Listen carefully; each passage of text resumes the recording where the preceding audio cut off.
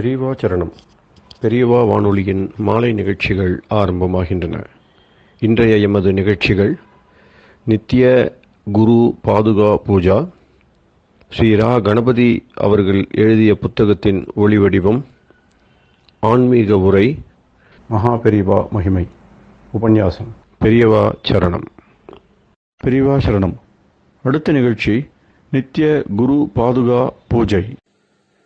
शुक्लां भरदरं विष्णुं शशिवर्णं चतुर्भुजं प्रसन्नवदनं ध्यायेत् सर्वविघ्नोपशान्तये।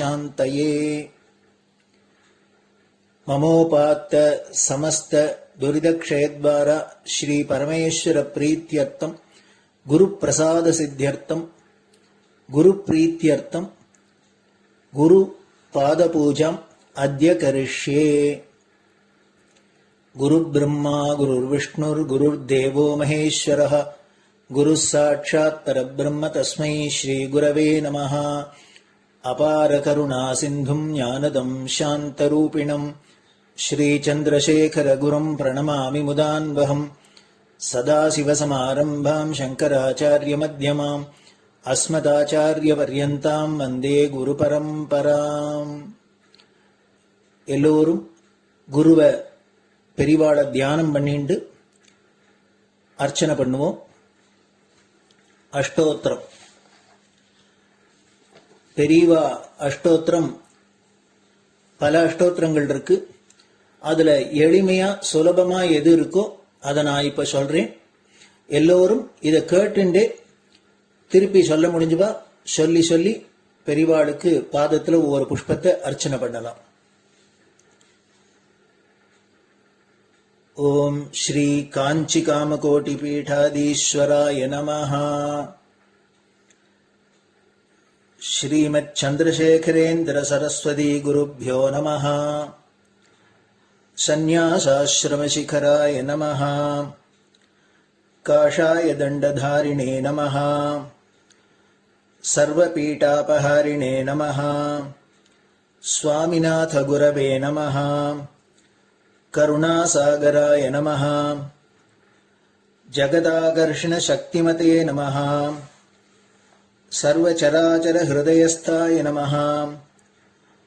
ओम भक्त परिपालक श्रेष्ठाय नमः.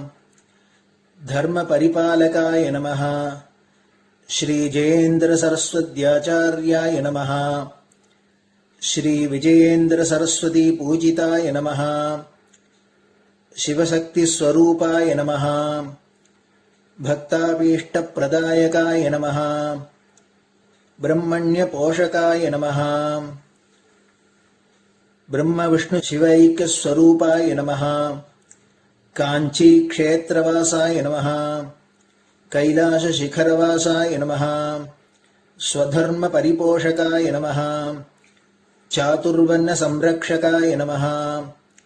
लोकरक्षण संकल्पाय नमः. ओम ब्रह्मनिष्ठापराय नमः. सर्वपापहराय नमः. धर्मरक्षक संतुष्टाय नमः. भक्तार्पितधन स्वीकर्त्रे नमः. सर्वोपनिषत् सारज्ञाय नमः. सर्वशास्त्रगम्याय नमः. सर्वलोक पितामहाय नमः. भक्ताभीष्ट प्रदायकाय नमः. ब्रह्मण्य पोषकाय नमः. नानाविध पुष्पार्चितपताय नमः. रुद्राक्ष क्रीडधारिणे नमः. भस्मोद्दोलित विग्रहाय नमः. सर्वज्ञाय नमः. सर्वचराचर व्यापकाय नमः. अनेक शिष्य परिपालकाय नमः. मनश्चाञ्चल्य निवर्तकाय नमः. अभयहस्ताय नमः. भयापहाय नमः. यज्ञपुरुषाय नमः. यज्ञानुष्ठान रुचिप्रदाय नमः. यज्ञसम्पन्नाय नमः. यज्ञसहायकाय नमः. यज्ञफलदाय नमः. यज्ञप्रियाय नमः. उपमानरहिताय नमः. स्फटिक तुलसी रुद्राक्ष हारधारिणे नमः. चातुर्वर्ण समदृष्टये नमः. ऋग्यजुस्साम अथर्वणादि चतुर्वेद संरक्षकाय नमः.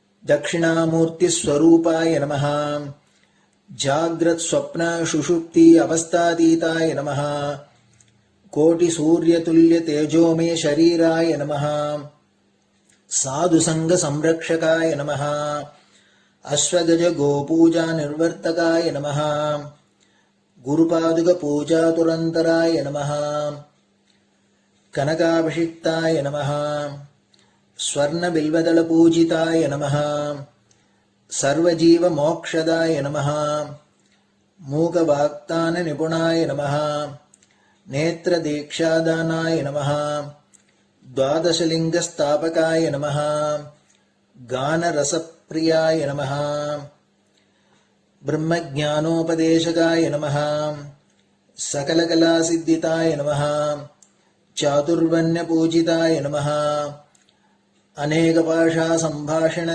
कोविताय नमः अष्टसिद्धिप्रदायकाय नमः ओम श्री शारदामठसुस्थिताय नमः नित्यान्नदानसुप्रीताय नमः प्रार्थनामात्रसुलभाय नमः पादयात्राप्रियाय नमः नानाविधमतपण्डिताय नमः श्रुतिस्मृतिपुराणज्ञाय नमः देवयक्षकिन्नरकिंपुरुषपूज्याय नमः श्रवणानन्दकरकीर्तये नमः दर्शनानन्दाय नमः अद्वैतानन्दभरिताय नमः अव्याजकरुणामूर्तये नमः शैव वैष्णवादिमान्याय नमः श्रीशङ्कराचार्याय नमः दण्डकमण्डलोहस्ताय नमः वीणामृदङ्गसकलवाद्यनाथस्वरूपाय नमः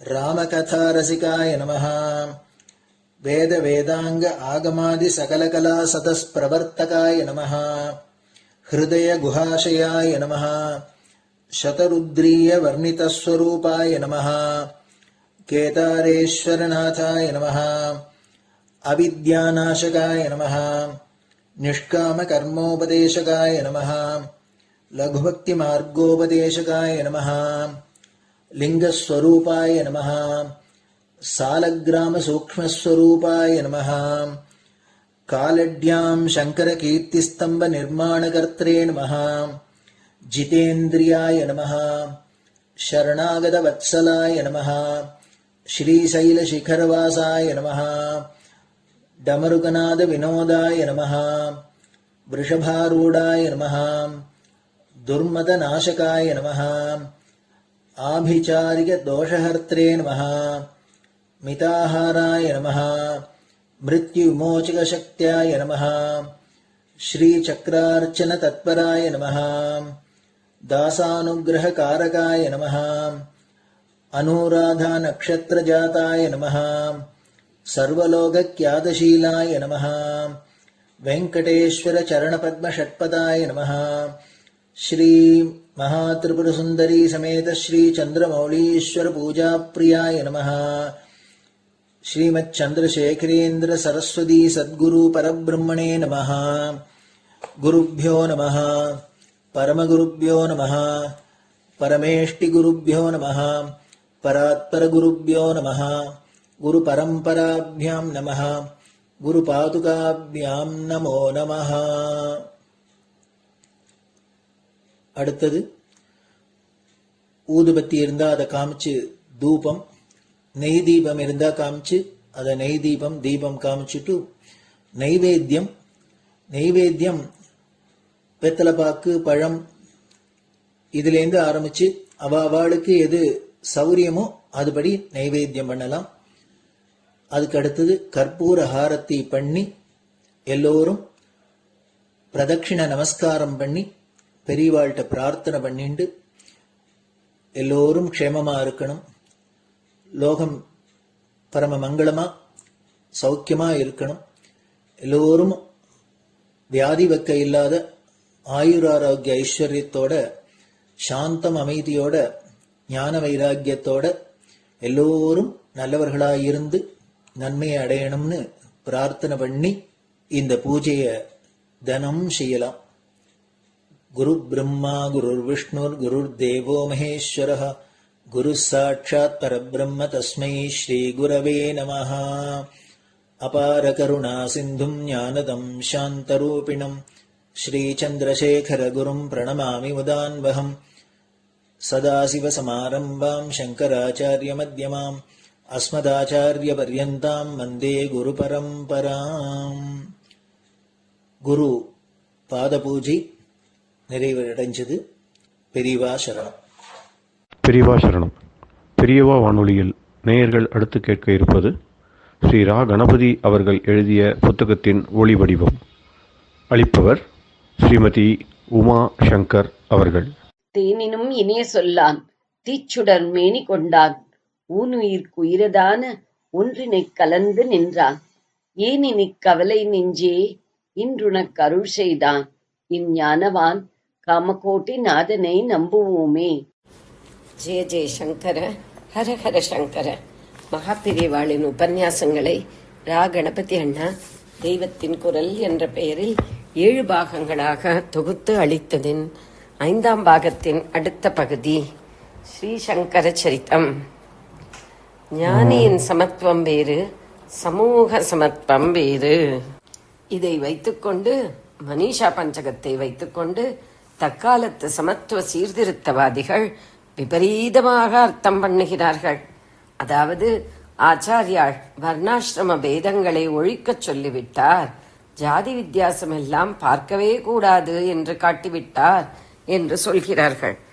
அப்படி ஆச்சாரியாள் சொல்லவே இல்லை என்பது அவருடைய பாஷ்யங்களை பார்க்கிற எவருக்கும் தெரியும். ஆனாலும் பாஷ்யங்களை பார்த்து டிரான்ஸ்லேட் பண்ணி லெக்சர் பண்ணி டாக்டர் பட்டம் வாங்கினவர்களும் கூட வேண்டுமென்றே தங்கள் நவீன கொள்கைக்கு சாதகமாக இருக்கிறது என்பதால் இப்படி வளைத்து திரித்து பேசுகிறார்கள். இவர்களுக்கு வர்ணாசிரம தர்மம் பிடிக்கவில்லை என்றால் அதற்கு தாங்களும் தங்களைச் சேர்ந்தவர்களும் என்னென்ன காரணம் சொல்ல முடியுமோ அவற்றை சொல்வதுதான் முறையே தவிர, ஆச்சாரியாளை பிடித்து வளைத்து அவர் சொல்லாததை அவர் வாயில் திணிப்பது கொஞ்சம் கூட நியாயமில்லை. ஆனாலும் நாம் நம் பெரியவர்களையெல்லாம் மறந்து போய்விடவில்லையாக்கும்.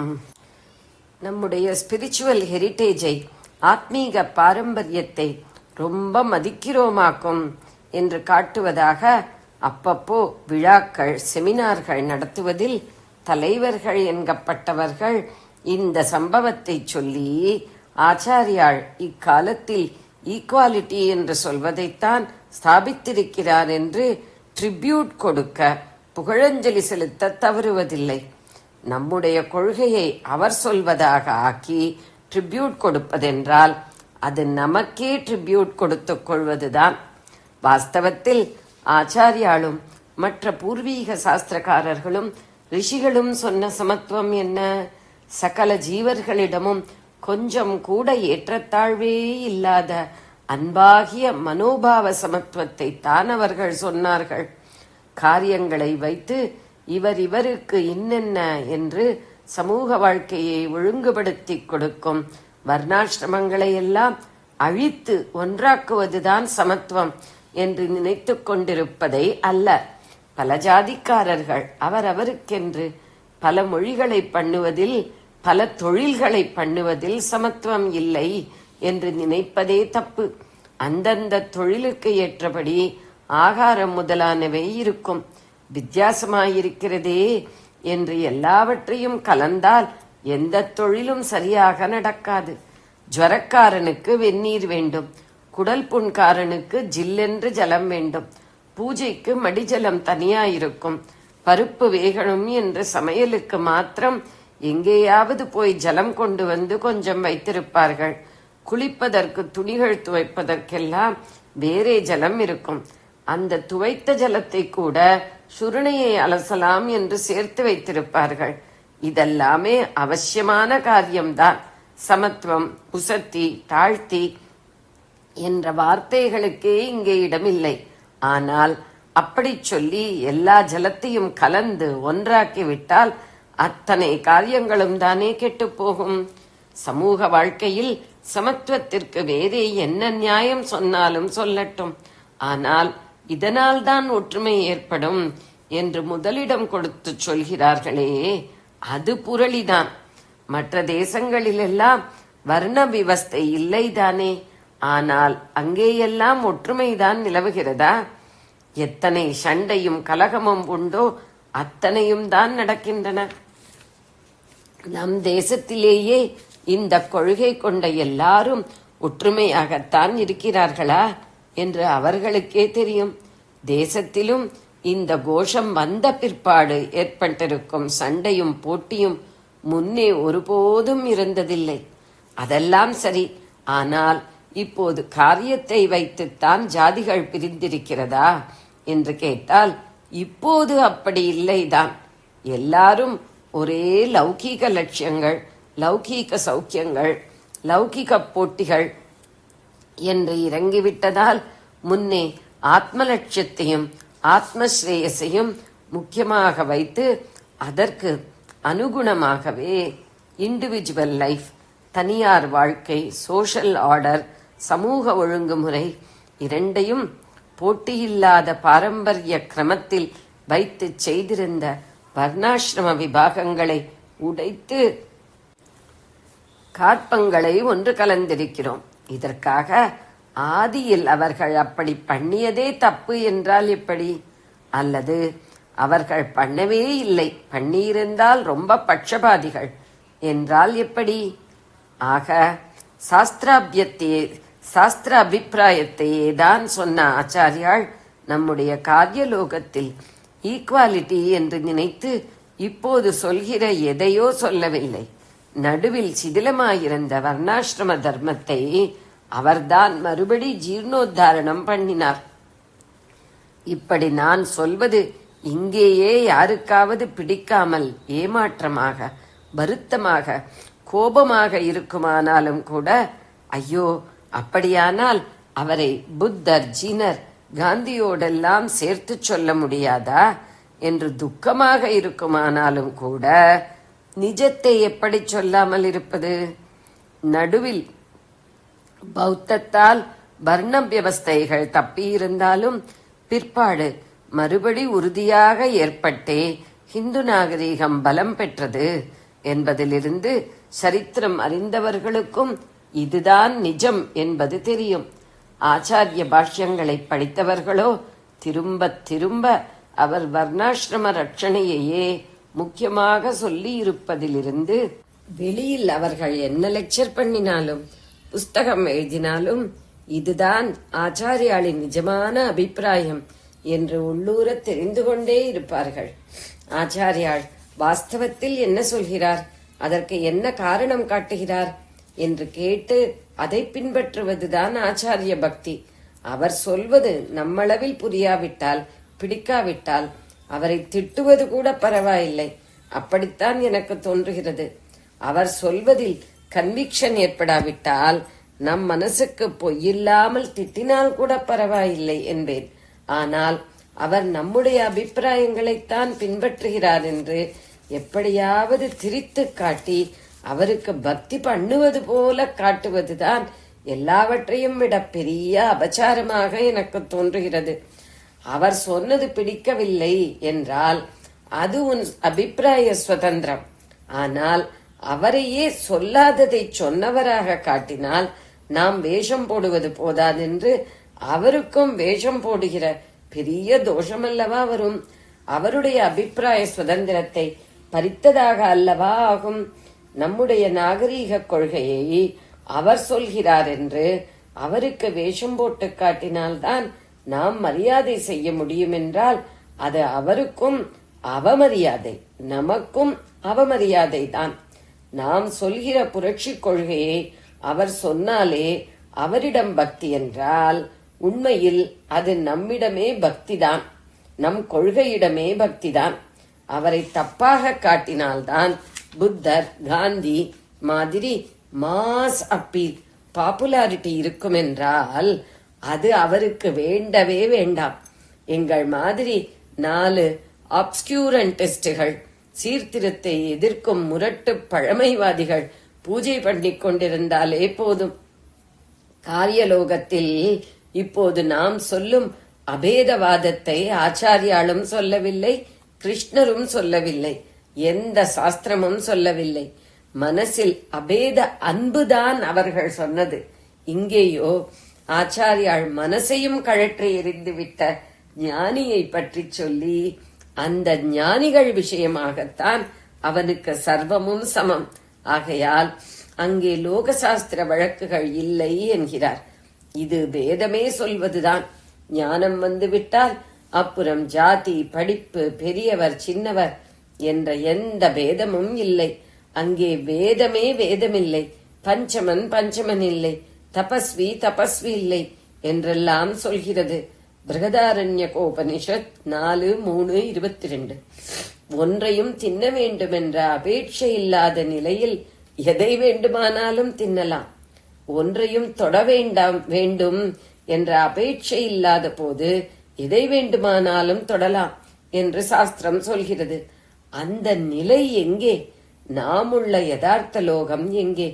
அதிலே ஆச்சாரியார் சொன்னதை இதற்கு பொருத்தி காட்டுவது அபச்சாரம். கீதையில் வித்யா வினய சம்பன்னனான பிராமணனிடமும் நாயை தின்னும் புலையனிடமும் ஞானிக்கு சமமான பார்வை இருக்கிறது.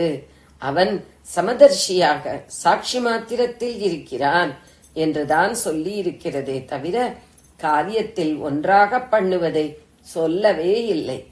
நீ சத்திரியன், உன் காரியம் சண்டை போடுவதுதான் என்றுதானே எவருக்கு மேலே ஞானி இல்லையோ அந்த கிருஷ்ணர் அர்ஜுனனை ஏவினார்.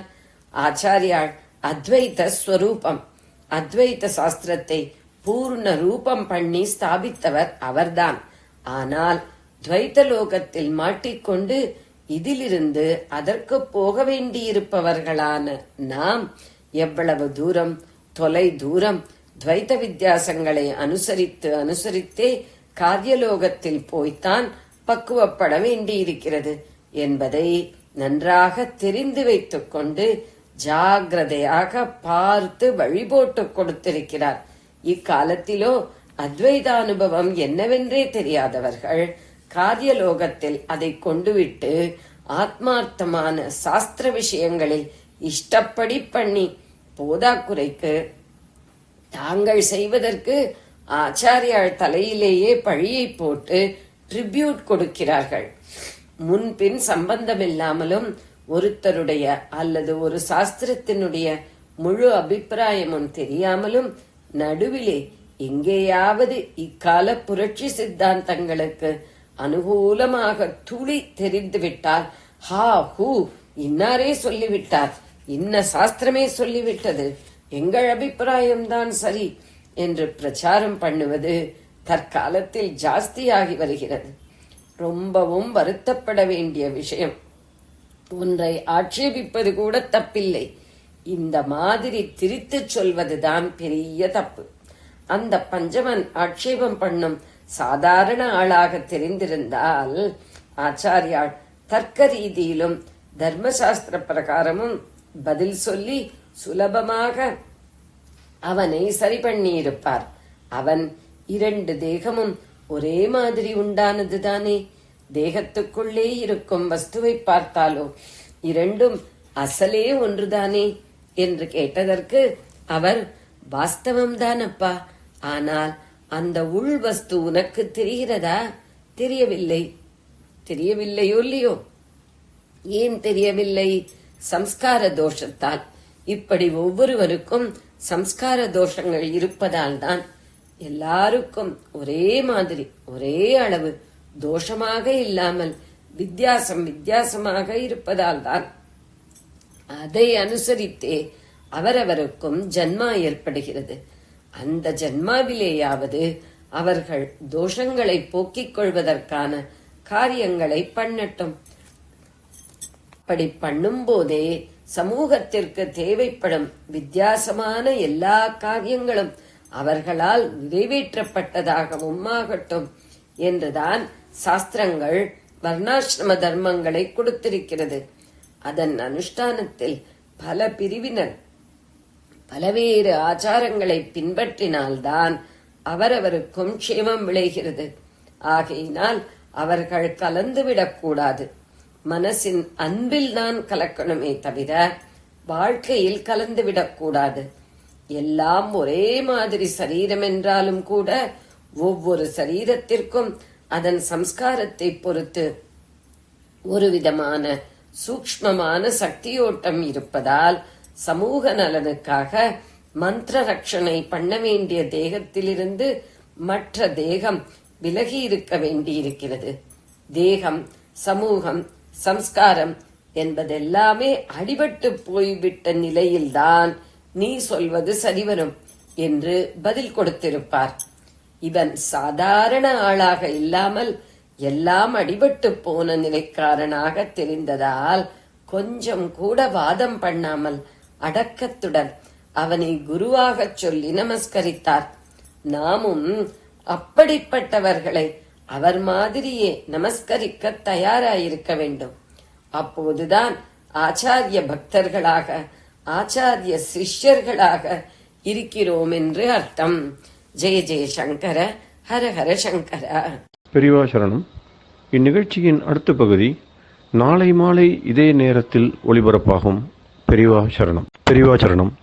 பெரியவா வானொலியில் நேயர்கள் அடுத்து கேட்க இருப்பது திரு கவிக்கண்ணன் அவர்களின் ஆன்மீக உரை.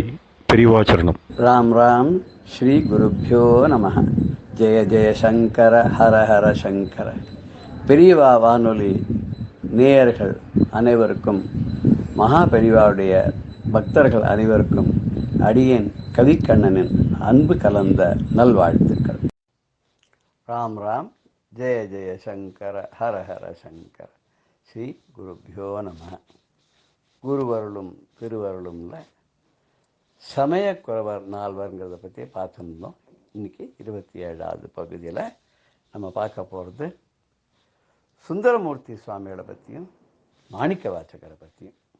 அவளுக்கு எப்படி பரமேஸ்வரனானவர் அருள் கட்டாட்சம் பண்ணினார், தன்னுடைய அருளை எப்படி அவருக்கு செய்தார், எப்படி அவர்களுக்கு குருவாக இருந்தார் அப்படின்னு பார்க்க போகிறோம். சுந்தரமூர்த்தி நாயனார் ஒரு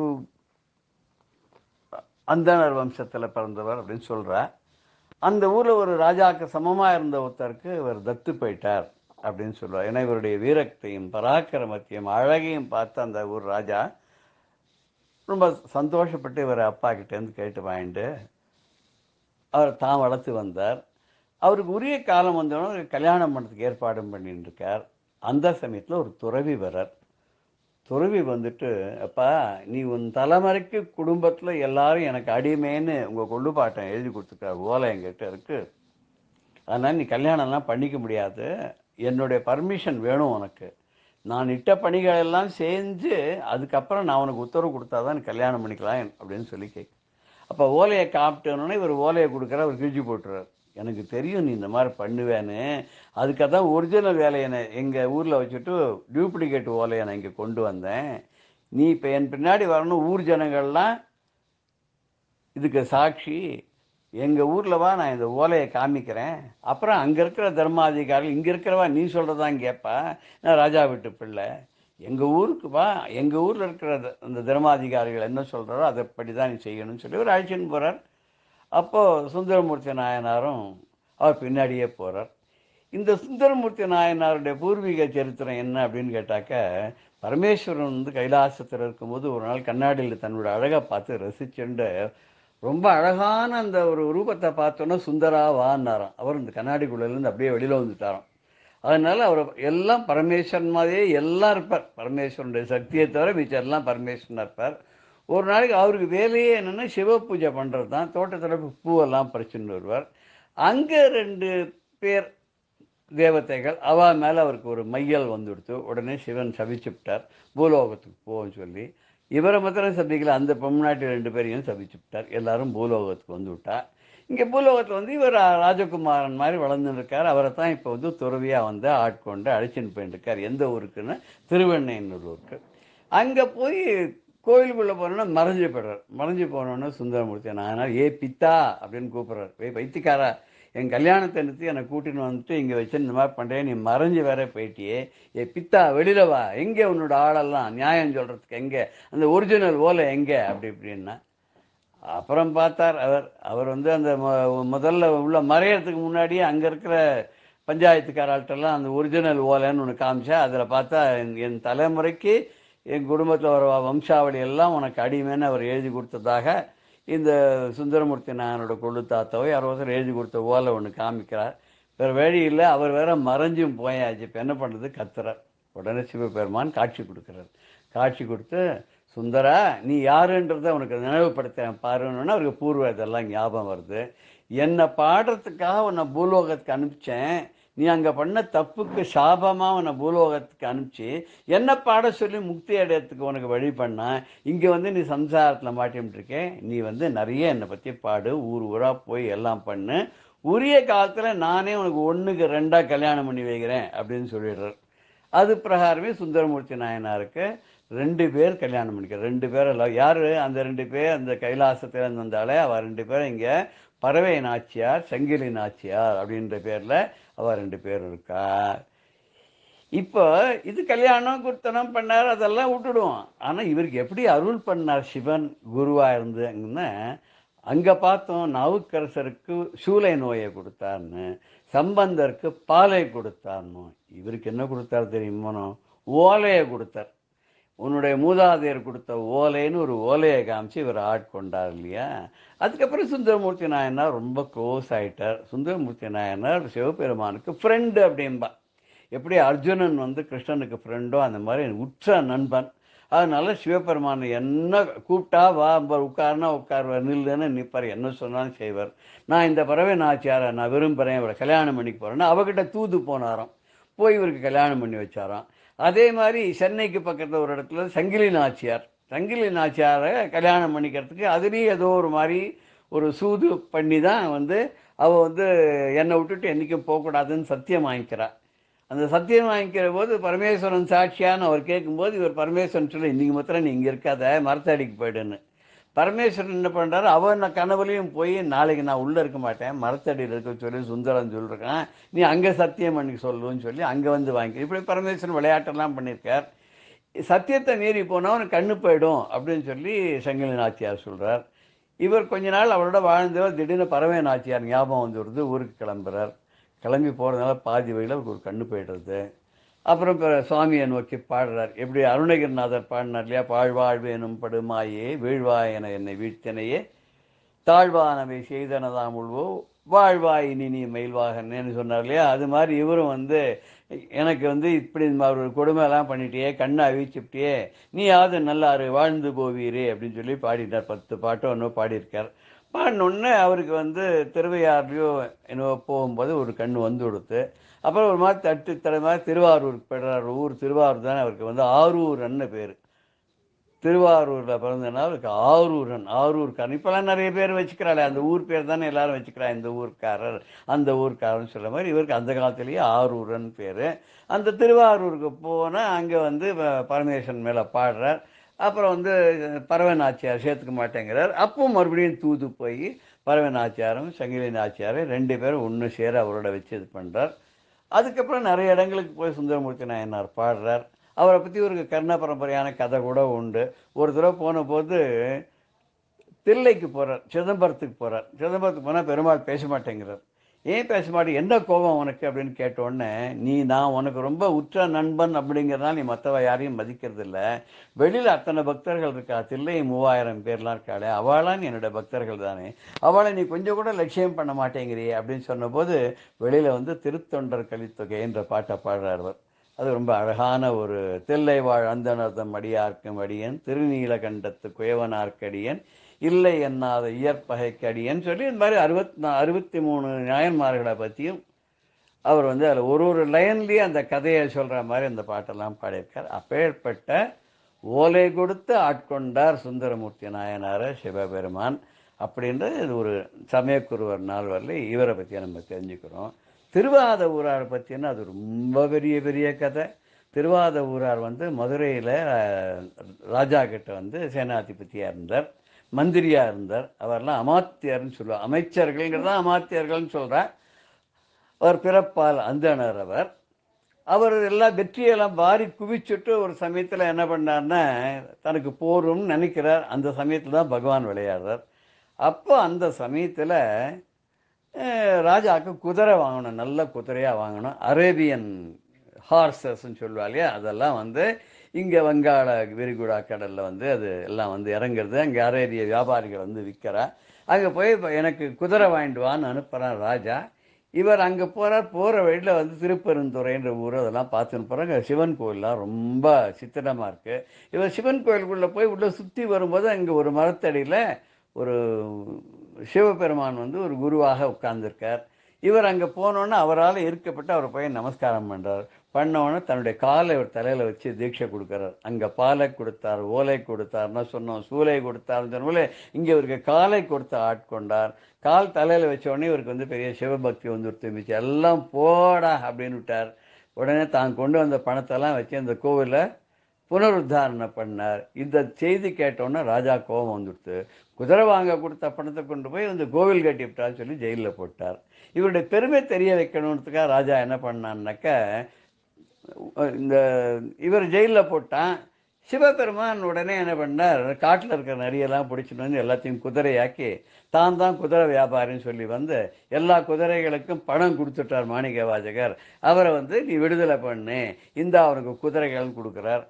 உடனே ராஜா மன்னிப்பு கேட்டு எல்லா குதிரையும் லாயத்தில் கட்டுறான். அத்தனை குதிரைகளும் ராத்திரி வந்து எல்லா பரிகளும் நரிகளாக மறுபடியும் மாறி ஊழையிட ஆரம்பிச்சு விடுது.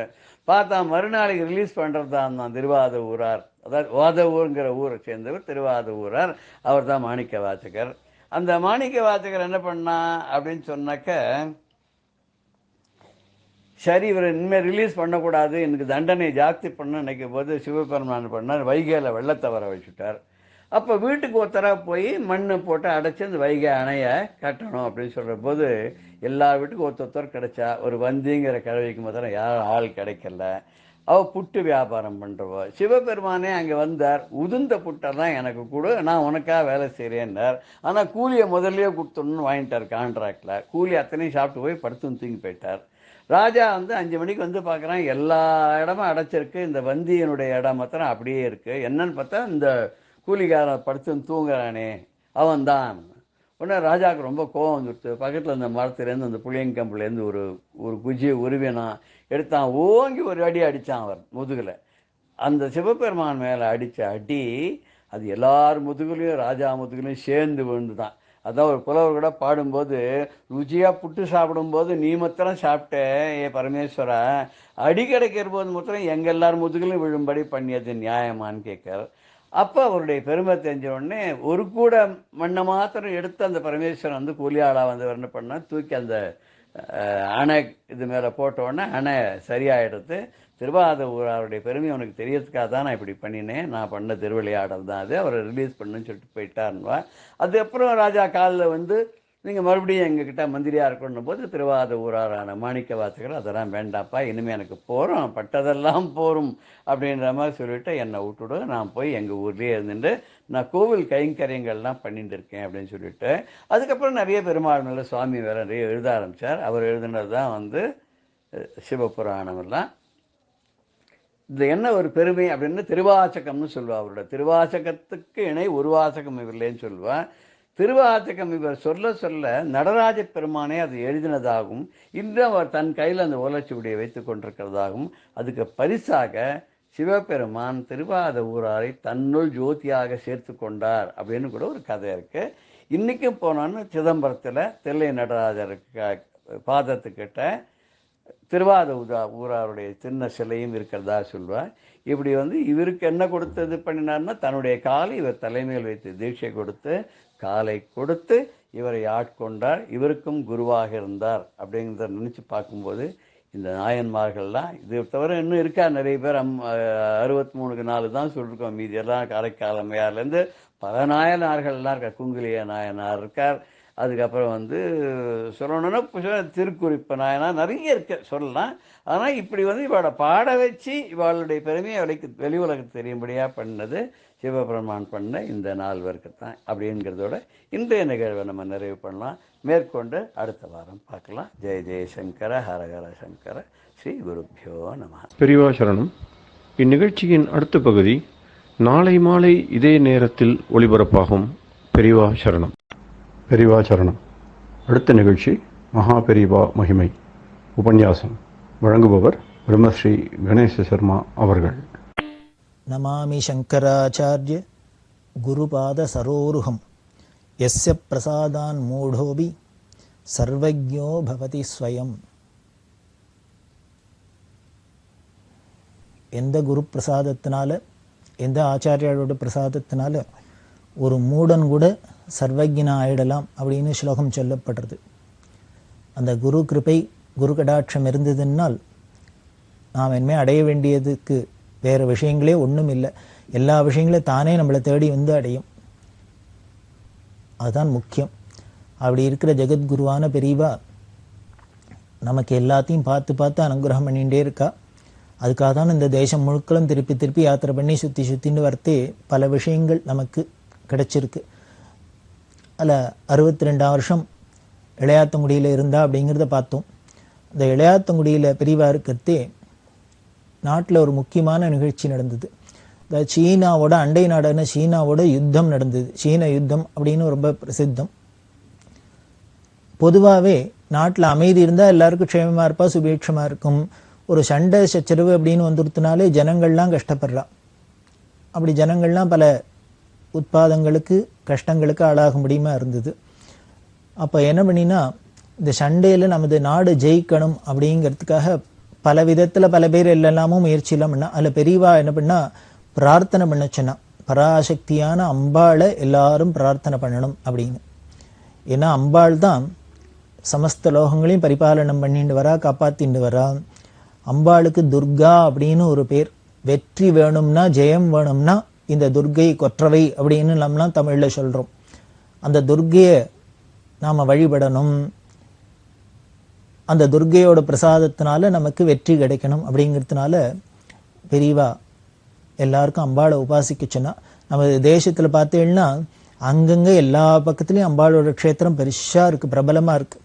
மகாராஷ்டிராவில் பார்த்தீங்கன்னா துளஜா பவானி அப்படிங்கிறா, காஷ்மீரத்தில் பார்த்தீங்கன்னா க்ஷீரபவானி அப்படிங்கிறா, ஜுவாலாமுகிங்கிறா, குஜராத்தில் பார்த்தா அம்பாஜி அப்படிங்கிறோம், அசாமில் பார்த்தா காமாக்கியா அப்படின்னு, கர்நாடகத்தில் பார்த்தீங்கன்னா சாமுண்டி அப்படிங்கிறோம்.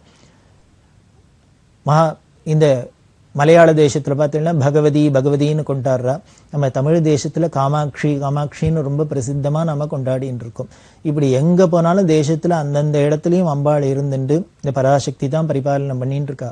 அதனால் இந்த அம்பாளை பிரீத்தி பண்ணணும் அப்படிங்கிறதுக்காக பெரியவா என்ன பண்ணினா, எல்லாரும் பிரார்த்தனை பண்ணுங்க இந்த யுத்தத்தில் நாமளே ஜெயிக்கணும் அப்படின்னு. அதுக்கு ஸ்வர்ணம் கொடுக்கறது, பவுன் அம்பாளுக்கு பிரசாதமாக அரசாங்கத்துக்கு கொடுக்கறது அப்படின்னு. அம்பாளுக்கு பேர் ஹைமவதி அப்படின்னு பேர் அப்படின்னு வேதம் சொல்கிறது. இந்த ஹேமம் அப்படிங்கிறதுக்கு ஸ்வர்ணம்ங்கிற ஒரு அர்த்தமும் உண்டு. அதனால் அம்பாளுக்கு ஒரு எள்ளளவானும் அவாவா முடிஞ்ச அளவுக்கு ஒரு எள்ளளவானும் ஸ்வர்ணத்தை அம்பாள் பாதத்தில் அர்ப்பணம் பண்ணிவிட்டு, அந்த ஊரில் இருக்கிற கோவிலில் இருக்கிற அம்பாளுக்கு அர்ப்பணம் பண்ணிவிட்டு அதை அரசாங்கத்துக்கு கொடுக்கணும். முடியும் அப்போது கேட்டிருந்தா போல இருக்கு, பவுன் வேணும் அப்படின்னு எல்லாரும் ஸ்வர்ண காணிக்கை கொடுக்கணும் அப்படின்னு அரசாங்கத்துக்கு. ஏன்னா வார் நடந்தாலே உடனே தொடர்ந்து பஞ்சம் வந்துடும், பட்னி வந்துடும், இதெல்லாம் வந்துடும். இதெல்லாம் சமாளிக்கிறதுக்காக கேட்டிருக்கலாம். இதை எல்லாரும் கொடுக்கணும் அப்படின்னு பெரியவாளும் சொல்லியிருந்தா. இது ஆல் இண்டியா ரேடியோவில் பெரிய ஒரு ஸ்பீச்சே கொடுத்து பெரியவா இதுக்கு பேசியிருந்தா. ரொம்ப அபூர்வமாக இருக்கும். அந்த ஸ்பீச்சில், ஆல் இண்டியாவோட ஸ்பீச்சில் பெரியவா சொல்கிறா, நாம் நாடு கூடிய சீக்கிரம் விஜயலட்சுமியோட வெற்றி அடையணும், விஜயலட்சுமியை அடையணும். அதுக்கு எல்லாரும் பிரார்த்தனை பண்ணணும், அம்பாளையும் பிரார்த்தனை பண்ணுவோம், ஈஸ்வரனை பிரார்த்தனை பண்ணுவோம். அதே மாதிரி நம்மளால் ஆன யதாசக்தி ஸ்வர்ண காணிக்கையும் கொடுக்கணும் அப்படின்லாம் சொல்லிட்டு, அதை விட முக்கியம் சண்டை வந்துடுத்து. நமக்கு சண்டை வந்துடுத்துனாலே எதிரின்னு ஒருத்தர் இருக்கார், அவள் நம்மளோட சண்டை போடுறா, நம்ம திருப்பி சண்டை போடுறோம். அந்த எதிரியோட சண்டை போட்டு அவளை ஜெயிக்க வேண்டியிருக்கு, அவளை சிக்ஷிக்க வேண்டியிருக்கு, தண்டிக்க வேண்டியிருக்கு. அந்த அளவுக்கு தான் இருக்கணுமே வழிய அவள்கிட்ட துவேஷம் இருக்கக்கூடாது அப்படின்னு பெரியவா அதில் ரொம்ப முக்கியமாக உபதேசத்தில் சொன்னது. அன்பிற்கு உண்டோ அடைக்கும் தாழ் அப்படிங்கிறார் வள்ளுவர். அப்படின்னா என்ன அர்த்தம் அப்படின்னார், இவன் பிடிச்சவன் பிடிக்காதவன், இவன் அப்படி வேணுங்கிறவன் வேண்டாதவன்னு பார்த்து அன்பு போகாது. அன்புங்கிறது அதுக்கு கதவு கிடையாது, தாப்பால் கிடையாது. எல்லாத்தையும் அன்பாக இருக்கும். நம்மளோட சத்ருவாக இருந்தாலும் சரி, மித்திரனாக இருந்தாலும் சரி, எல்லாத்தையும் அன்பாக இருக்கிறது தான் உயர்ந்த அன்பு, தலை சிறந்த அன்பு, அன்புனாலே இதுதான் அப்படின்னு மகான்கள்லாம் சொல்றா. அதுதான் பெரியவாளும் சொன்னா. அதனால அவள்கிட்ட நாம சண்டை போடலாம், ஜெயிக்கணும், ஆனால் தேசத்தை பாராட்டக்கூடாது அப்படின்னு சொல்லி ஸ்னேகமா இருக்கணும், அதுக்கப்புறம் அன்பா இருக்கிறதுக்கு நாம முயற்சி பண்ணணும் அப்படின்னு. இந்த அன்பால நாம அவள்கிட்ட காமிக்க ஆரம்பிச்சிட்டோம்னா, வேடிக்கை என்னன்னா, இந்த விரோதிகள்ட்டையும் நாம அன்பை காமிக்க ஆரம்பிச்சோம்னா அப்புறம் அந்த விரோதம் தானே போயிடும். அவளால என்ன பண்ண முடியும்? வள்ளுவர் சொல்றாரு, இன்னா செய்தாரே ஒருத்தல் என்ன, நமக்கு ஒருத்தர் கெடுதல் பண்ணினா அவளை தண்டிக்கிறது என்ன பெரிய தண்டனை?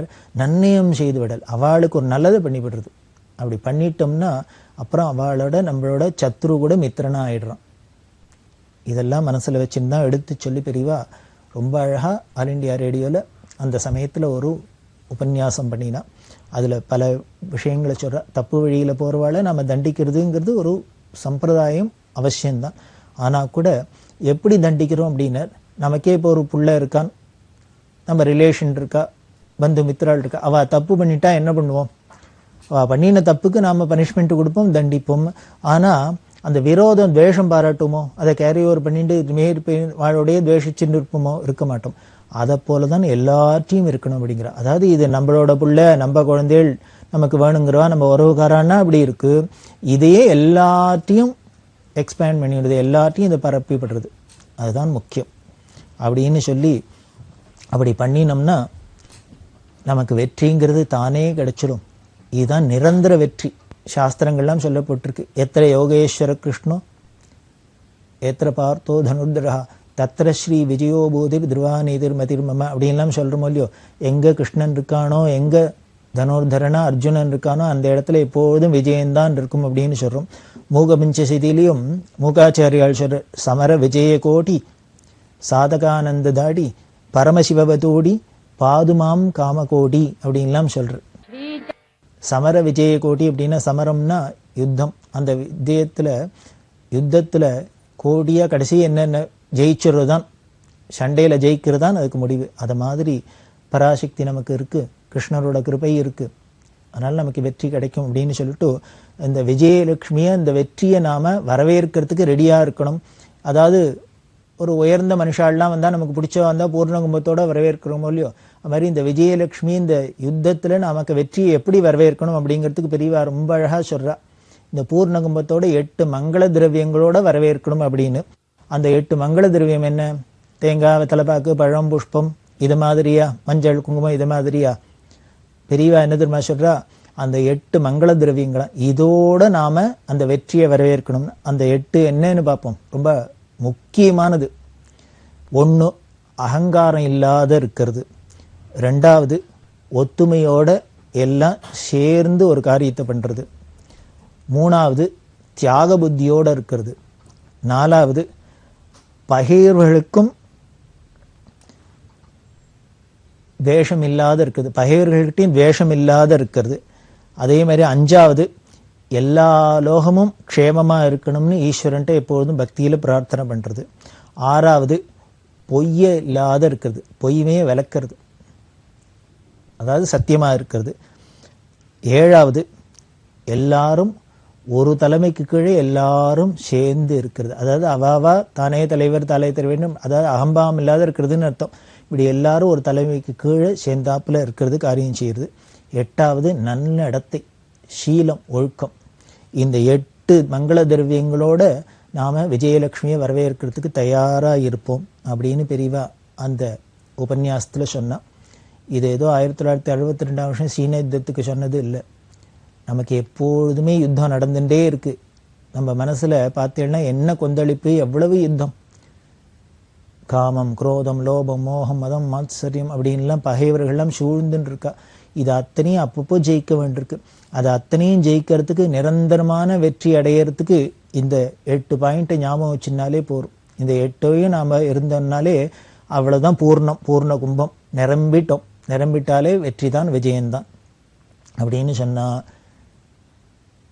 இதுல ஒரு விஷயம், நம்மளோட சண்டை போடுற வாழ்க்கையும் நம்ம பிரியத்தை காமிக்கணும், அன்பா இருக்கணும், ஸ்னேகத்தை பாராட்டணும்னு சொன்னாலோ இல்லையோ, இது முடியுமா யாராலையானும்? பெரியவா எப்படி இருந்தா அதை பார்க்கணுமே. பெரியவா பார்த்தா மைத்ரீம் பஜத அப்படின்னு ஒரு பாட்டு எல்லாரும் கேள்விப்பட்டு, ரொம்ப அபூர்வமான விஷயம். எம்எஸ் அம்மா யுனைடெட் நேஷன்ஸ்க்கு போகிறதே அங்கே பாடுறதுக்கு அழைப்பு அனுப்பியிருந்தா, அந்த யுனைடெட் நேஷன்ஸில் போய் பாட போகிறா. ஒரு சர்வதேச அரங்கத்தில் நமது பாரத கலாச்சாரம் எப்படி போய் பரிமளிக்கிறது அப்படிங்கிறது காமிக்கிறது. இதெல்லாம் ஐக்கிய நாடுகள் சபையில் எவ்வளவோ தேசம் இருக்குது, எவ்வளவோ அதுக்குன்னு பிராச்சீன கலைகள் இருக்குது, எல்லாம் இருக்குது. அது அத்தனையும் தாண்டி இந்த பாரத தேசத்தில், அதுவும் நம்ம கர்நாடக சங்கீதத்துக்கு இவ்வளோ ஒரு பெருமை இருக்குது அப்படின்னு அவள் அதை ரெக்கக்னைஸ் பண்ணி அங்கே வந்து கச்சேரி பண்ணோம் அப்படின்னு சொன்னால் அது எவ்வளோ பெரிய கௌரவம். நம்ம நாட்டுக்காக இருக்கட்டும், நமது சங்கீதத்துக்காக இருக்கட்டும், இந்த கலைஞர்களுக்காக இருக்கட்டும், இது அத்தனைக்கும் சேர்ந்து கிடைச்ச ஒரு கௌரவம் இல்லையா. அங்கே யுனைடெட் நேஷன்ஸ்க்கு எம்எஸ் அம்மா பாட போனால், அப்போ பெரியவா அனுகிரகத்தை வந்து கேட்கறதே தான் பெரியவா அனுகிரகம் பண்ணி என்ன பண்ணால் மைத்ரீம் பஜத்தை அப்படிங்கிற இந்த பாட்டையும் எழுதி கொடுத்து, அது அப்புறம் வசந்தேசா அப்படின்னு ஒரு பெரிய பிரபல இசை மேதை அவர் அதுக்கு இசையமைச்சு கொடுக்க எம்எஸ் அம்மா பாடினா உலகத்தில் எல்லாரும் பாடின்னு இருக்கோம். அதோட அர்த்தமே ரொம்ப அபூர்வமானது. இப்போ இந்த சீன யுத்தத்தும் போது பெரியவா சொன்னத்தை தான் அதை பாட்டா சொல்லியிருக்கா. மைத்ரீம் பஜத அகில ஹிருஜேத்ரீம் ஆத்மவதேவ பரானபி பஷ்யத யுத்தம் தெஜத ஸ்பர்தாம் தெஜத அப்படின்லாம் சொல்றா. மைத்ரீம் பஜத அப்படின்னா அன்பா இருங்கோ, அன்பா இருக்க பழகிங்கோ. அப்படி அன்பா இருக்க பழகினோம்னா எதை ஜெயிக்கலாம்னு. அகில ஹிருஜேத்ரீம் உலகத்தில் உள்ள அத்தனை இதயங்களையும் ஜெயிச்சுடலாம். நாம மண்ண டெரிட்டரியை ஜெயிச்சு பிரயோஜனம் இல்லை, அந்த உலகத்தில் உள்ள அத்தனை ஜீவராசிகள் அத்தனை மனசையும் நாம ஆகர்ஷணம் பண்ணிடலாம், ஜெயிச்சுடலாம். அப்படிதான் பெரியவா இருந்தாளே. அவ அன்புமயமா இருந்ததுனால உலகத்தில் உள்ள அத்தனை ஜீவராசிகளும் பெரியவாள்கிட்ட பிரியமா இருந்ததே. பார்த்தமே, நிதர்சனமா பார்த்தமே. இந்த மித்திரபாவத்தோட இருந்ததுனால உலகம் முழுக்கலும் அவ அத்தனை பேர் மனசையும் ஜெயிச்சாளே. காடுடைய சுடலை பொடி பூசி என் உள்ளம் கவர்கள்வன் அப்படின்னு ஞானசம்பந்தர் சொல்ற. பரமேஸ்வரன் என்ன பண்றாரு, அத்தனை பேரோட மனசையும் அபகரிச்சுக்கிறாங்கிற. சித்தச்சோரன் அப்படின்னு கிருஷ்ணரை சொல்றோம். கிருஷ்ணர் சித்தச்சோரன்னா என்ன, அத்தனை பேர் மனசையும் அவர் ஆகர்ஷணிக்கிறது, வசப்படுத்திக்கிறது. எதனால, அன்புனால, பிரேமையினால. அதான் சொல்றா. அகில ஹிருஜேத்ரி ஆத்மபதேவ பரானபி பஷ்யத, ஒன்ன மாதிரியே ஒன்னு ஆத்மா மாதிரியே எல்லாத்தையும் பாரு அப்படிங்கிற. யுத்தம் தெஜத்தை, சண்டை போடுறத விடுங்கோ, ஆக்கிரமிக்கத்தை விடுங்கோ. நம்மள்கிட்ட எத்தனை இருந்தாலும் இன்னொருத்தட்ட இருக்கிறத போய் சாமான எடுத்துக்கிறதுலாம் நமக்கு ஒரு ஆசை இருக்கு, அதெல்லாம் விடுங்கோ அப்படிங்கிறா. காரணம் என்னென்ன, ஜனனி பிருத்திவி காமதுகாஸ்தே ஜனகோ தேவஹா சகல தயாளு அப்படிங்கிற. காமதேனு மாதிரி ஜனனியா நமக்கு பெத்த தாயார பூமாதேவி இருக்கா, நம்ம கேட்டதெல்லாம் கொடுக்கறதுக்கு, நம்ம கேட்டதெல்லாம் அனுகிரகம் எடுத்து சகல தயாளுவா பரமேஸ்வரன் இருக்க, ஈஸ்வரன் இருக்கிறதே. நாம இன்னொருத்தரத போய் ஆக்கிரமிப்பானே, இன்னொருத்தரத எடுப்பானே, ஆசைப்படுவானே. அதனால எல்லாத்தையும் அன்பா இருங்கோ அப்படின்லாம் சொல்றா இல்லையா. அப்படி இருந்த பெரியவா எல்லாத்தையும் அன்பாதான் இருந்தா அப்படிங்கிறதுக்கு சாட்சி என்னன்னு, ஒரு நாளைக்கு காஞ்சிபுரத்தில் இருக்கிறதே தங்கிட்ட கைங்கிற நல்ல கோடை காலம், அக்னி நட்சத்திரம்னு வச்சுக்கோளேன். அப்போ என்ன பண்ணா, திடீர்னு மத்தியானம் தங்கிட்ட கைங்கரிமன்வாள்கிட்ட கூப்பிட்டு, உள்ள மோர் இருக்கா அப்படின்னா, தயிர் இருக்கா, மோர் இருக்கா, இருக்கு அப்படின்னு. இருந்தா நிறையா எத்தனை இருக்கோ அத்தனையும் நல்லா உப்பு போட்டு பெருங்காயம் எல்லாம் போட்டு நல்லா கரைச்சி, நீர் மோராக கரைச்சி அண்டால வச்சுட்டு வாசல்ல வச்சுட்டு யாரானு வந்தாக்க இந்த வெயிலுக்கு வரவாಳು கூடு அப்படின்னா. இந்த சமயத்துல ஒரு அன்டைமா இருக்கு, இப்ப எதுக்கு இது நீர்மோர் கரைச்சி கொடுன்னு சொல்றா பெரியவா தெரியல. பெரியவா சொல்லியாச்சு. இவ அண்டால எடுத்துன்னு போய் ஒரு அண்டால நீர்மோர், ஒரு அண்டால தீர்த்தம் வச்சுன்னு பெரியவா உத்தரவு கொடுக்கறதுக்கு கொண்டு வச்சிருக்கா. இவாளுக்கு புரியல, இப்ப யாரு வரப்போறா, எதுக்கு இதை வச்சுருக்கோம் அப்படின்னு. அப்படி பார்த்தா கொஞ்ச நேரத்துல என்ன ஆச்சு, நிறைய தொண்டர்கள் கூட்டம் வர ஆரம்பிச்சது. கருப்பு சட்டை போட்டு ஒரு நாஸ்திக கட்சியோட தொண்டர்கள். இந்த நாஸ்திக கட்சி மாநாடு ஏதோ அங்கே காஞ்சிபுரத்தில் நடந்திருக்கு போல இருக்கு. அது முடிஞ்சு கொடுத்தோ, அது முடிஞ்சோன்னு தலைவர்கள்லாம் வவாப்பட்டு காரில் போயிட்டா. இந்த தொண்டர்கள்லாம் எல்லாம் வெயிலில் நடந்து அது வீட்டுக்கு போகிறது. எந்தெந்த வெளியூர்லேருந்துலாம் வந்திருக்காங்க, பஸ்ஸை பிடிச்சி ட்ரெயினை பிடிச்சி இப்படிலாம் போகணுமே. எல்லாரும் வத்தா வெயிலானா காத்தாலேருந்து வெயிலில் நின்றுது, இந்த மீட்டிங்க்கு நின்றுது, அது இது அவளுக்கு சிரமமாக இருக்குது. நாக்கு தாகம் வரட்டுறது. அப்போது இந்த மடத்து வழியால் வரத்தே எல்லாரும் என்ன பண்ணினா, இந்த நீர்மோர் தீர்த்தத்தை பார்த்தோன்னே வந்து வாங்கி குடிச்சா. இவாளும் கொடுத்தா. இப்போ கொடுத்தவாளுக்கெல்லாம் ஆச்சரியமாக இருந்தது. ஓ, இந்த நாஸ்திக கட்சி தொண்டர்கள்லாம் வராங்கிறதுக்காக தான் பெரியவா இந்த டயத்தில் மோர் கரைச்சி ரெடியாக தீர்த்தத்தோடு வச்சுருக்க சொல்லியிருக்கா போல இருக்குது அப்படின்னு அவளுக்கு தோணித்து. கொடுத்தா எல்லாரும் குடிச்சிட்டு போனா. வேடிக்கை என்ன அப்படின்னா, கொஞ்ச நேரத்துக்கு முன்னால் தான் அவள் தலைவர்களாக இருக்கட்டும் இவாள்லாம் எல்லாரும் நமது சனாதன மதத்தை பற்றியும் சங்கராச்சாரியரை பற்றியும் எல்லாத்தையும் பற்றியும் திட்டிட்டு வந்திருக்கா. இவாள்லாம் இவாள்கிட்ட பெரியவாள்கிட்ட பிரியம் இல்லாத, மடத்திட்ட பிரியம் இல்லாத, ஒரு ஆஸ்திக புத்தி இல்லாத, எல்லாத்தையும் பரியாசம் பண்ணிட்டு சண்டை போட்டு கத்திட்டு தான் வந்திருக்கா. அவள்லாம் வந்தால் கூட பெரியவா அவளுக்கும் தாக சாந்திக்கு கொடுக்க சொல்றா, உபச்சாரம் பண்ண சொல்றா. அப்படின்னா இதுதான் பெரியவா சொன்னது. என்னென்ன பகைவர்களாக இருந்தால் கூட அவளுக்கு வேணால் நம்மளை பிடிக்காது இருக்கலாம், நமக்கு அவளை பிடிக்கலாமே. அவளுக்கு நம்மளை பிடிக்கலங்கிறதுக்காக நமக்கு அவளை பிடிக்காத இருக்கணுங்கிற அவசியம் இல்லையே. பகைவர்க்கும் அருள்வாய் நன்னெஞ்சு அப்படின்னாரே. அனுகிரகம் பண்ணணும்னா அவளுக்கும் அனுகிரகம் பண்ணு அப்படிங்கிறப்ப தான் பெரியவா நடந்துட்டு இருக்கா. இப்படி அவளுக்கு யார்ட்டையும் துவேஷம் கிடையாது. பகவத்பாதாள் ஆதிசங்கர பகவத்பாதாள் சொல்ற, நாம் அத்வைதிகளாக இருக்கிறதுனால நமக்கு யாரோடையும் சண்டை கிடையாது, யார்ட்டையும் பிரச்சனை கிடையாது.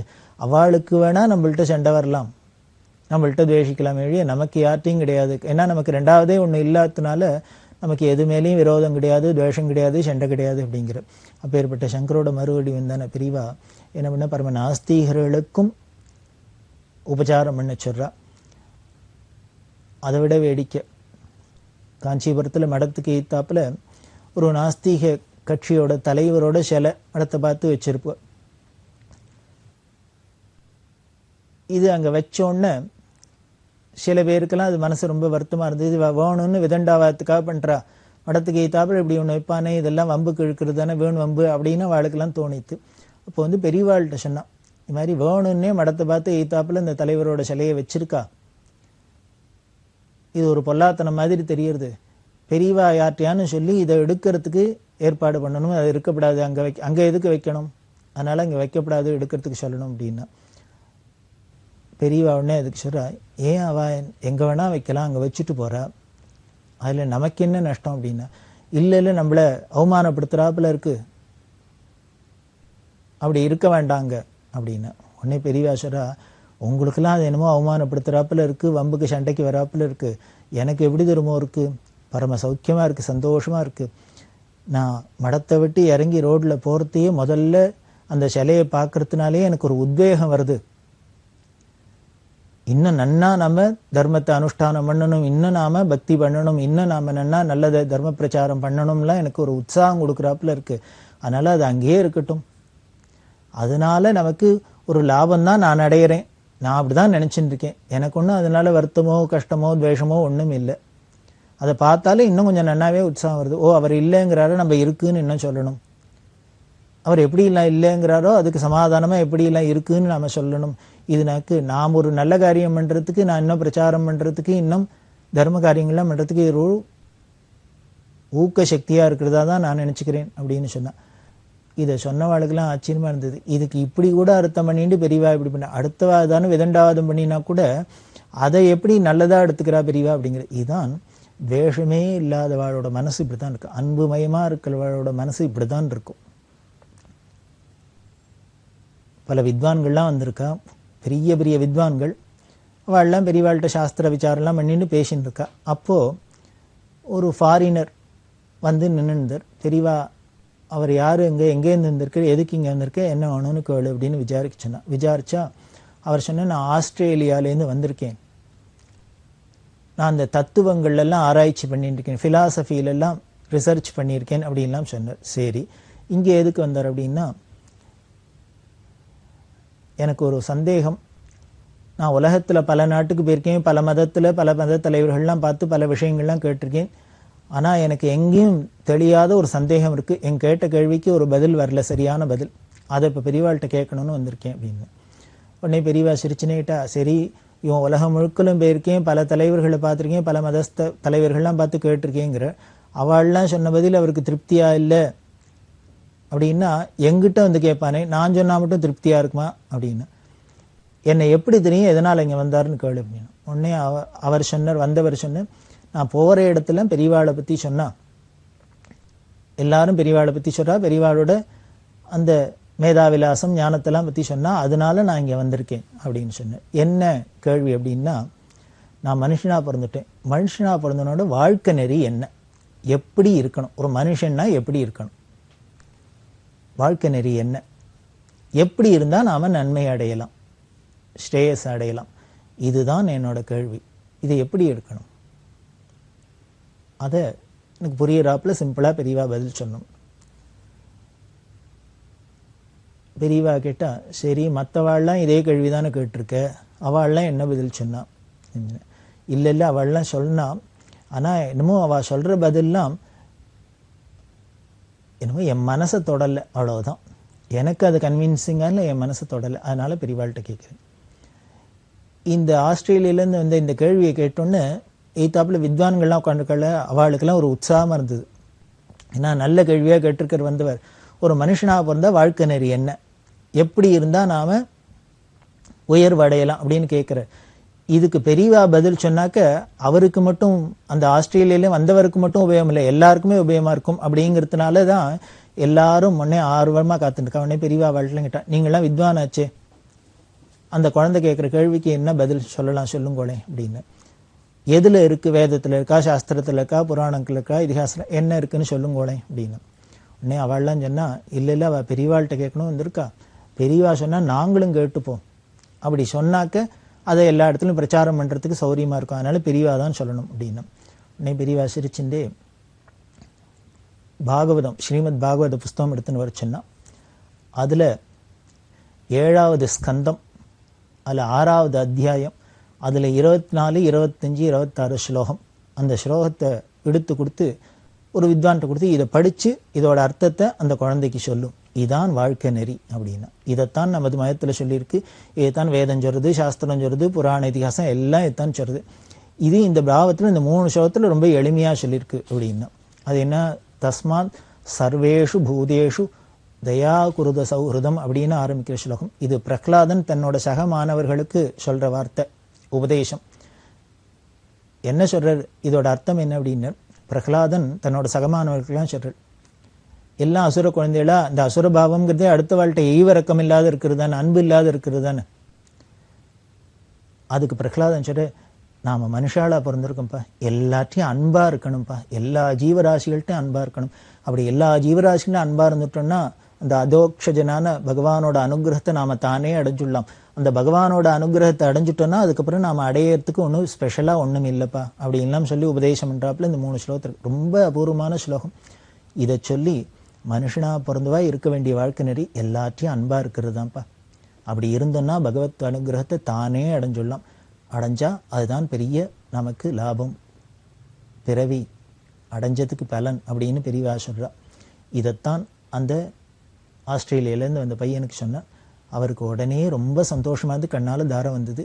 இதை டிரான்ஸ்லேட் பண்ணி சொல்லுன்னு அவர் சொன்னார், வேண்டாம் எனக்கு புரியுறதுன்னு.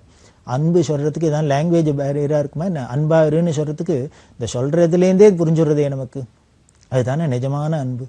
அப்படி அன்புமயமாக இருந்த பெரியவா தான் உலகம் முழுக்கலும் அந்த அன்பினால் வசப்படுத்தினா. நாமளும் இந்த பெரியவா பக்தானா அப்படி ஒரு அன்பாக இருக்கணும், எல்லாத்தையும் அன்பாக இருக்கணும், நம்மளை துவேஷிக்கிற வாழ்க்கையும் நம்ம அன்பாக இருக்கணுங்கிறது தான் பெரியவா சரித்திரம் கேட்கறதுக்கு நமக்கு பலன்னு சொல்லி தொடர்ந்து பார்ப்போம். பெரியவா சரணம். இந்த நிகழ்ச்சியின் அடுத்த பகுதி எதிர்வரும் திங்கட்கிழமை அன்று இதே நேரத்தில் ஒளிபரப்பாகும். பெரியவா சரணம். பெரியவா சரணம். அடுத்த நிகழ்ச்சி திருவாசக இன்னிசை. வழங்குபவர் ஸ்ரீ சத்குருநாத தேசிகர் அவர்கள். பெரியவா சரணம். திருச்சிற்றம்பலம். புணர்ச்சி 10. சுடர் பொற்குன்றை தோளா முத்தை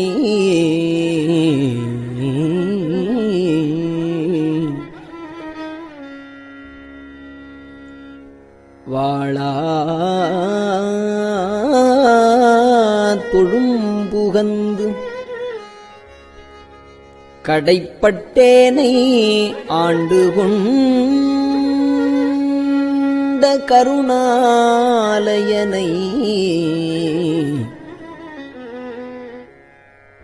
கருமால் பிரமன் தடைப்பட்டின்னும்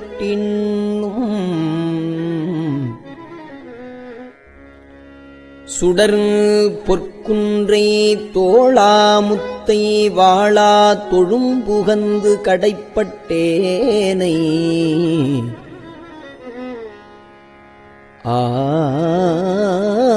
ஆண்டு கொண்ட கருணாலயனை கருமால் பிரமன் தடைப்பட்டு இன்னும் சாராமாட்டா தன்னை தந்த என் ஆரமுதை புடைப்பட்டு இருப்பது என்று கொல்லோ என் பொல்லாமணியை புணர்ந்தே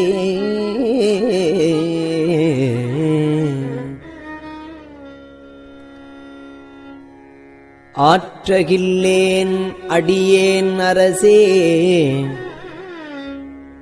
அவனிதலத்து ஐம்புலனாய சேற்றில் அழுந்தா சிந்தை செய்து சிவன் எம்பெருமான் என்று ஏத்தி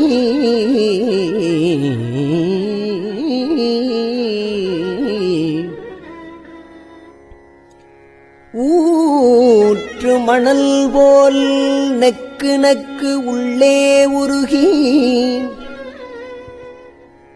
ஊற்று மணல் போல் நெக்கு நெக்கு உள்ளே உருகி ஓலமிட்டு போற்றி நிற்பது என்று கொல்லோ என் பொல்லாமணியை புணர்ந்தே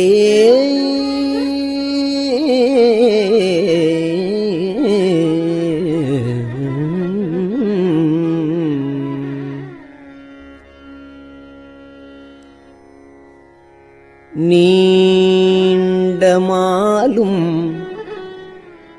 அயனும் வெறுவ நீண்ட நெருப்பை விருப்பிலேனை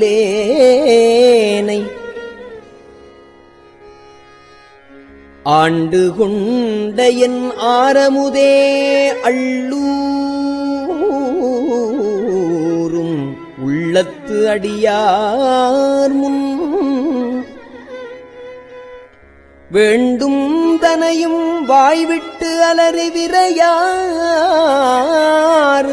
மலர்தூவி பூண்டு கிடப்பது என்று கொல்லோ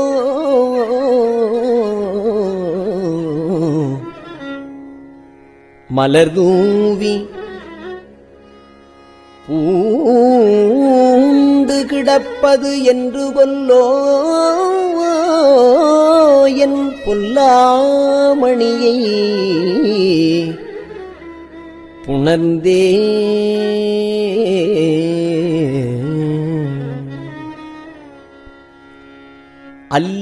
அல்லிக்கமலத்து அயனும் மாலும் அல்லிக்கமலத்து அயனும் மாலும் அல்லாதவரும் அமரர்கோனும் அல்லிக்கமலத்து அயனும் மாலும் அல்லாதவரும் அமரர்கோனும் அல்லிக்கமலத்து அயனும் மாலும் அல்லாதவரும் அமரர்கோனும் சொல்லிப் பரவும் நாமத்தானை சொல்லும் பொருளும் இறந்த சுடரை நெல்லிக்கனியை தேனை பாலை நிறையின் அமுதை அமுதின் சுவையை நெல்லிக்கனியை தேனை பாலை நிறையின் அமுதை அமுதின் சுவையை புல்லிப் புணர்வது புல்லிப் புணர்வது என்று கொல்லோ புல்லிப் புணர்வது என்று கொல்லோ என் பொல்லாமணியை புல்லிப் புணர்வது என்று கொல்லோ என் பொல்லாமணியை புணர்ந்தே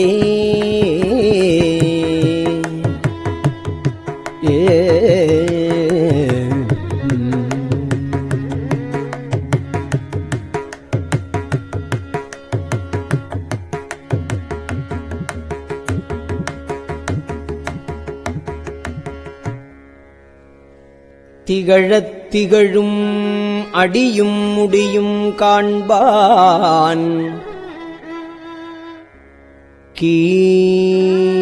கீழ்மேல் அயனும் மாலும் அகழப் பறந்தும் காணமாட்டா அம்மான் இம்மாநில முழுதும் நிகழ பணிகொண்டு என்னை ஆட்கொண்டு ஆவா என்ற நீர்மையெல்லாம்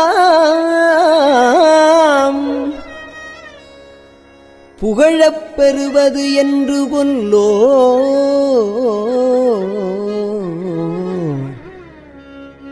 என் பொல்லாமணியை புகழப் பெறுவது என்று கொல்லோ என் பொல்லாமணியை புணர்ந்தே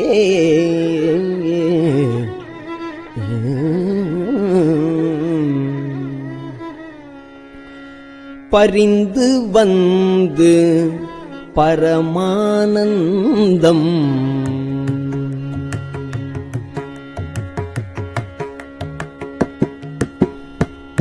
பரிந்து வந்து பரமானந்தம் பண்டே அடியேற்கு அருள் செய்ய பரிந்து வந்து பரமானந்தம் பண்டே அடியேற்கு அருள் செய்ய பிரிந்து போந்து பெருமாநிலத்தில் அருமாலுற்றேன் என்று என்று சொரிந்த கண்ணீர் சொரிய உள்நீர் உரோமம் சிலிர்ப்ப உகந்து அன்பாய் புரிந்து நிற்பது என்று கொல்லோ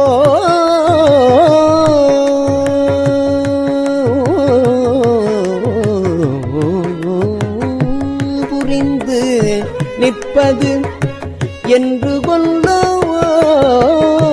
என் பொல்லாமணியை உணர்ந்தே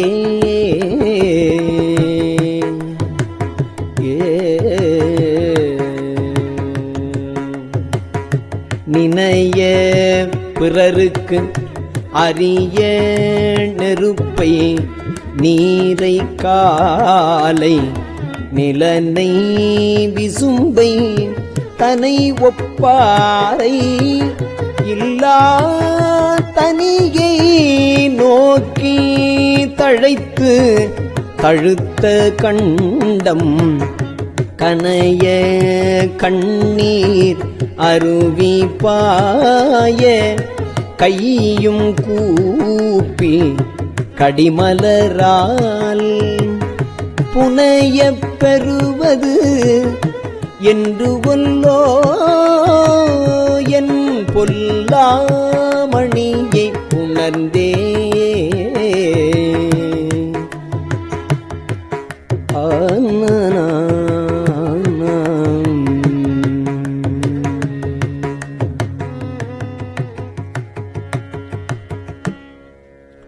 நெக்கு நெக்கு உள் உருகி உருகி நின்றும் இருந்தும் கிடந்தும் எழுந்தும்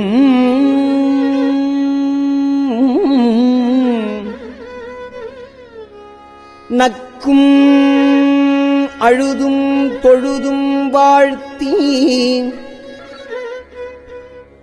நானாவிதத்தார் கூத்தும் நவிற்றி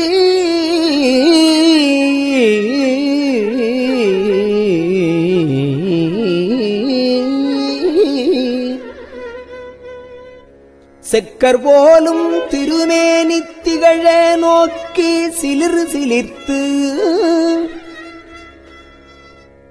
புக்கு நிற்பது என்று கொல்லோ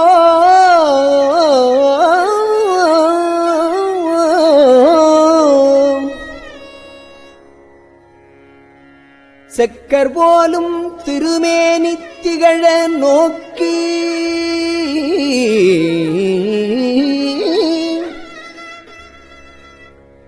சிலிர் சிலிர்த்து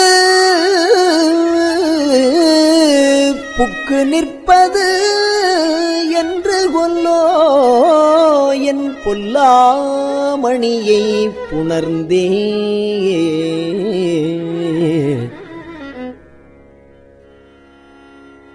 தாதாயி மூவேழுலகுக்கும் தாயே நாயேன் தனையாண்ட பேதாய் பிறவி பிணிக்கோர் மருந்தே பெருந்தேன் பில்க எப்போதும் மேதாமணியே என்று என்று ஏத்தி இரவும் பகலும்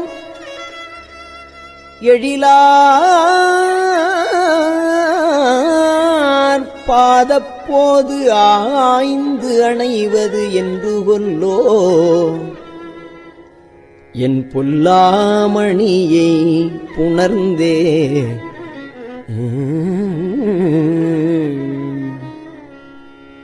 காப்பாய் படைப்பாய் கரப்பாய் முழுதும் காப்பாய் படைப்பாய் கரப்பாய் முழுதும் கண்ணார் விசும்பின்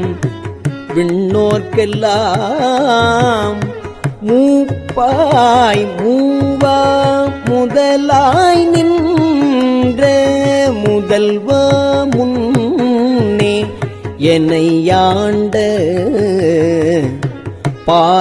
பார்ப்பானேயம் பரமா என்று பாடி பாடி பணிந்து பாத பூப்போது அணைவது என்று கொண்டோ என் பொல்லாமணியை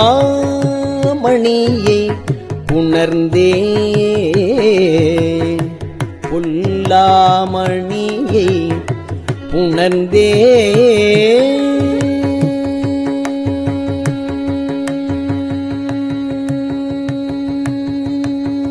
திருச்சிற்றம்பலம்.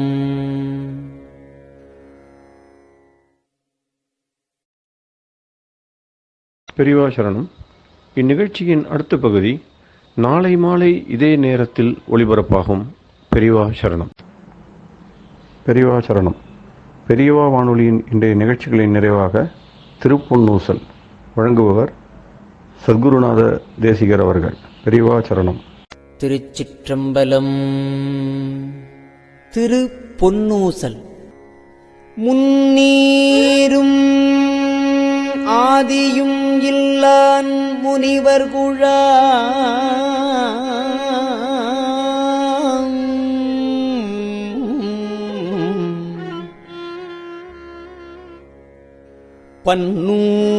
பன்னூறு கோடி இமையோர்கள் தாம் நிற்ப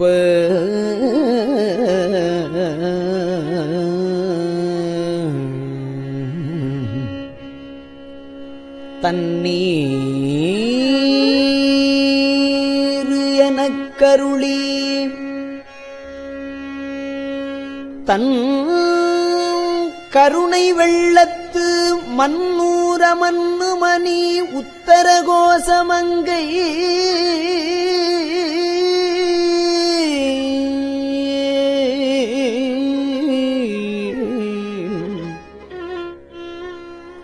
மன்னூர மன்னுமணி உத்தர கோசமங்கை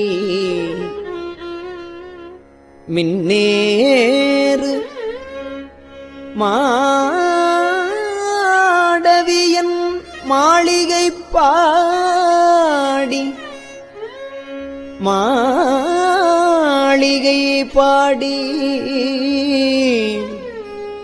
பொன்னேறு பூமுலையீர் பொன்னூசலாடாமோ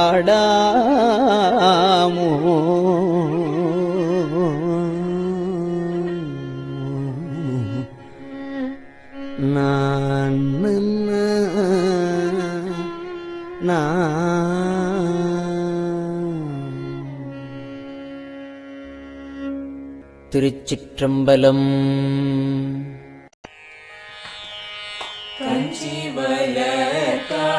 காமாட்சி தன் குழந்தாய் சங்கரரே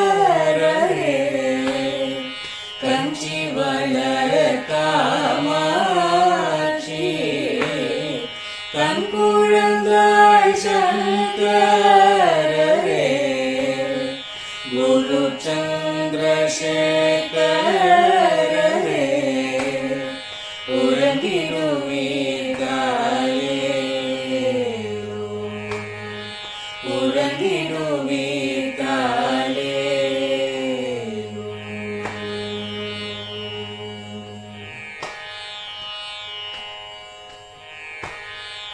ஆதிகுரு சங்கரராய் அன்றொரு நாள் வந்தவரே 68 ஏகபதி காலே ஏழுலகம் பூப்பவரே காப்பவரே கரப்பவரே எல்லோர்க்கும் அருள்பவரே உலகிடுவீர்காலே அயனுடனே மாலவனோ தேடிய பொற்பதத்தவரே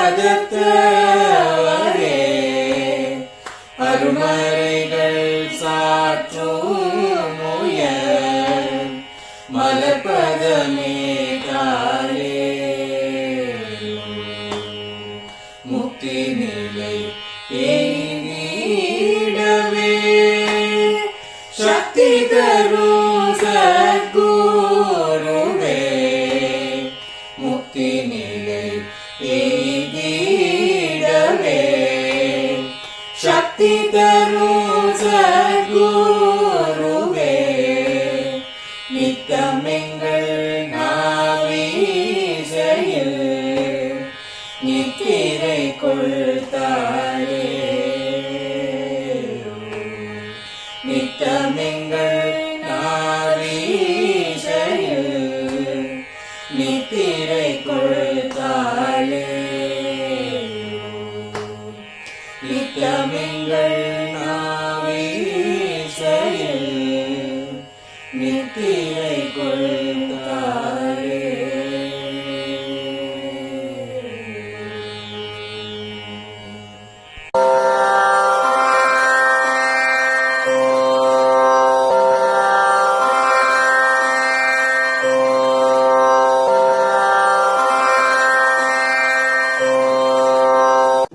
பெரியவா சரணம்.